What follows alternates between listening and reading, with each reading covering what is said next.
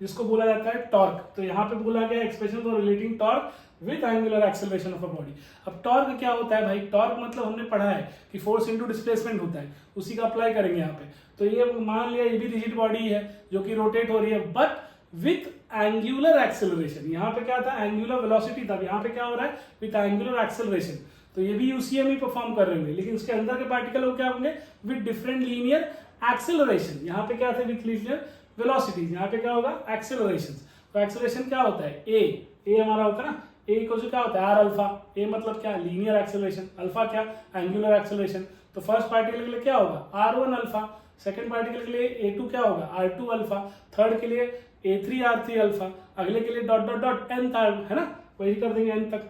अब क्योंकि हमको एक्सेलरेशन पता चल गया है, हमको फोर्स निकालना चाहिए। तो फोर्स क्या होता है? Mass into acceleration. ये भी हमको पता है। तो देखो भाई, मास इंटू एक्सेलरेशन, एक्सेलरेशन की वैल्यू पता है R1 अल्फा। यहाँ पर एक अल्फा की जगह क्या रख दिया? R1 alpha. R1 तो यहाँ पे आ गया R1 अल्फा। तो पहले से M1 था, अब यहाँ पे आ जाएगा A1 की जगह R1 अल्फा। तो M1 R1 अल्फा हो गया, बराबर। ये फोर्स आ गया। फोर्स आ गया तो आपको टॉर्क निकालना है। तो टॉर्क क्या होता है? Force into displacement. फोर्स क्या है? अभी हमने देखा M1 R1 alpha into displacement. क्या है डिस्प्लेसमेंट? R1। तो M1 R1 का क्या हो जाएगा? स्क्वायर अल्फा हो जाएगा। अगले के लिए टाउ2 F2 R2, तो क्या हो जाएगा? M2 R2 square alpha. Dot dot dot n के लिए Mn Rn स्क्वायर अल्फा। बात समझ रहे हो? जो किया सब वही है। अब हमको क्या चाहिए? Resultant of total torque. तो क्या हो जाएगा? टाउ1 टाउ2 डॉट डॉट डॉट कहाँ तक? nth तक। सबको ऐड कर रहे हैं, सबको रख दिया M1 R1 स्क्वायर अल्फा। दूसरे के लिए M2 R2 square alpha. Dot dot dot n के लिए Mn Rn स्क्वायर अल्फा। सब में आप देख रहे हो अल्फा कॉमन है, जिस हिसाब से यहाँ ओमेगा कॉमन था, तो यहाँ पे अल्फा कॉमन ले लिया। तो अंदर क्या बच गया? M1 R1 square M2 R2 square dot dot dot Mn Rn square. इसी को क्या बोलते हो भाई? बताओ बताओ। मोमेंट ऑफ इनर्शिया ना, आई।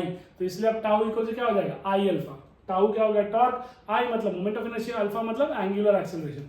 आई बात समझ में? तो आई होप आपको ये दोनों क्लियर है। ये भी बोर्ड में देखो तो आ भी चुका है 2 बार 3 मार्क के लिए, तो वापस भी रिपीट होने के चांसेस है। तो ये दोनों ही क्वेश्चन आप अच्छे से करो। अभी हम कुछ न्यूमेरिकल्स करते हैं रोटेशन डायनेमिक्स से, जो हमें करने चाहिए। ठीक है, आई होप वीडियो आपको पसंद आ रही है।